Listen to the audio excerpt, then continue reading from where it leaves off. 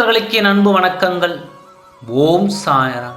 என் அன்பு குழந்தையே, உன் உறவே வேண்டாம் என்று உன்னை உதறிவிட்டு சென்ற உன் துணை இப்பொழுது என்ன நிலை என்று சொல்கின்றேன் கேள்.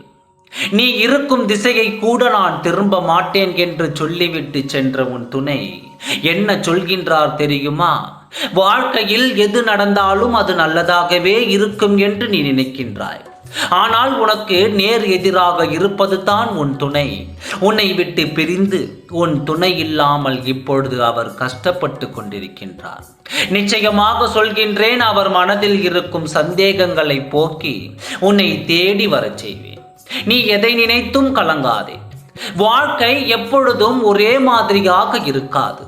சில நேரம் நடக்கும் தடைகளும் சங்கடங்களும் தாமதமும் மனதை சங்கடப்பட வைக்கும் என்பதை நீ மறந்து விடாதே. உன்னை விட்டு சென்ற உன் துணை இப்பொழுது பெரும் கஷ்டத்தில் இருக்கிறார். பெரும் துன்பத்தை அனுபவித்துக் கொண்டும் இருக்கின்றார். உங்களுக்குள் நடந்த கசப்பான தருணத்தை நினைத்து வருந்தி கொண்டிருக்கின்றார். என் அன்பு குழந்தையே, ஏன் இப்படி செய்தேன், ஏன் என் துணையை விட்டு நான் விலகி வந்தேன் என்று வருந்துகிறார். இப்பொழுதுதான் வாழ்க்கையின் அர்த்தமே அவருக்கு புரிகின்றது. என் அன்பு குழந்தையே, தேவையற்ற மனக்குழப்பத்தை மனசங்கடத்தால் அவர் இப்படி உன்னை தேடி வர நினைக்கின்றார். அவர் மனதில் இருந்த சங்கடங்கள் நீங்கிவிட்டது. உனக்கான தேவையை அவர் நிவர்த்தி செய்வார். நீ கலங்க வேண்டாம், சந்தோஷமாக இரு. இணையும் நேரம் வந்துவிட்டது. உன் வாழ்க்கை மீண்டும் மகிழ்ச்சியாக மாறப்போகிறது. இப்படியே என் வாழ்க்கை போய்விடுமா என்று நீ நினைக்க வேண்டாம். உன் துணையின் மனதில் மாற்றம் வந்துவிட்டது. மீண்டும் உன்னோடு அவர் சேர்ந்து வாழ நினைக்கின்றார். இப்பொழுது அவர் மனதில் பாசம் வந்துவிட்டது.